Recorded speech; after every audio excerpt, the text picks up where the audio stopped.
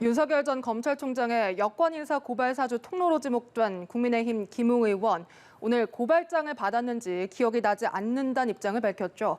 그러자 윤석열 전 검찰총장도 조금 전 기자회견을 열었습니다. 네, 국회 연결해 자세한 소식 알아보겠습니다. 이준흠 기자.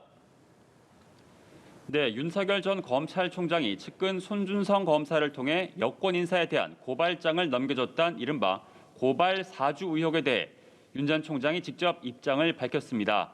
터무니없는 이야기, 신빙성 없는 괴문서로 국민을 혼란에 빠뜨렸다고 일축했습니다. 정치 공작을 하려면 제대로 준비해서 하라. 또 인터넷 매체 뉴스버스의 제보자에겐 숨지 말고 당당히 나와 출처와 작성자를 밝히라고 목소리를 높였습니다. 그러면서 국회에서 현안 질의에 부르면 얼마든지 응할 것이라고 덧붙였습니다. 앞서 손 검사로부터 고발장을 넘겨받았다는 의혹의 당사자인 김웅 의원도 고발장을 받았는지 기억이 나지 않는다고 했는데요. 또 실제 고발장도 자신이 작성하지 않았다고 덧붙였습니다. 다만 해당 보도자료가 사실이라면 정황상 자신이 손 검사로부터 자료를 받아 전달한 것일 수도 있다며 제보자의 휴대전화와 손 검사의 PC를 조사해 진위 여부를 밝혀달라고 했습니다. 이 의혹 핵심 쟁점에 대해서 뾰족한 설명을 내놓지 못하면서 사안을 둘러싼 혼선이 한층 가중되는 모습입니다. 김 의원은 불미스러운 일에 관여된 책임을 지겠다며 유승민 캠프 대변인직을 사퇴했습니다. 이번 사태가 대선판에 미칠 영향에 관심이 쏠립니다.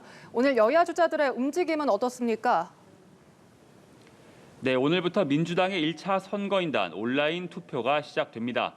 이 모집 인원이 64만 명에 달하는데요. 이 투표함이 12일에 열리는데 일반 당원과 국민들의 표심이어서 민심의 향배를 가늠할 수 있을 전망입니다. 이재명 후보는 위기 시대 대통령은 위기 돌파형 리더여야 한다면서 지지를 호소했습니다. 이낙연 후보는 호남에서 승부수를 던졌습니다. 모든 것을 던져 정권 재창출에 나서겠다면서 의원직 사퇴까지 걸었는데요. 지역구인 서울 종로 구민들에겐 죄송하지만 정권 재창출로 민주당과 대한민국에게 진 빚을 갚겠다고 했습니다. 국민의힘은 내일부터 이틀 동안 대선 주자 면접을 진행하는데 이 면접관으로 진중권 전 동양대 교수를 뽑았습니다. 후보들 모두 면접 준비에 힘을 쏟는 모습인데요. 홍준표 의원은 대한의사협회를 방문해 수술실 CCTV 설치 의무화에 대해 유감이라고 했고 유승민 전 의원은 여성가족부가 남녀 갈라치기의 장본인이라며 폐지를 주장했습니다. 사실상 제3지대에서 움직이고 있는 김동연 전 경제부총리는 오늘 온라인으로 대선 출마를 공식 선언했습니다.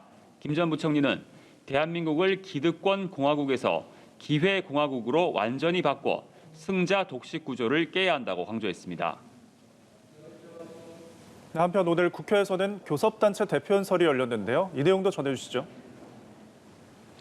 네, 오늘은 민주당 윤호중 원내대표가 연설을 했습니다.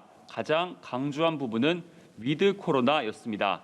10월 말 국민 70%가 2차 접종까지 마치고 나면 공공병원 확대, 또 소상공인 피해 보상 선제 대처 등을 위해 국회가 위드 코로나 특위를 만들고 또 예산에도 이를 반영하자고 강조했습니다. 윤 원내대표는 이 밖에도 가짜뉴스, 또 윤석열 전 검찰총장을 비판하며 언론개혁, 검찰개혁 의지도 불태웠습니다. 윤 전 총장이 서초동에서 불법 정치를 냈다며 검찰개혁 2단계에 나서겠다고 했습니다. 다만 부동산 문제는 아픈 손가락이라며 심려를 끼쳐드려 송구하다고 사과했습니다. 지금까지 국회에서 전해드렸습니다.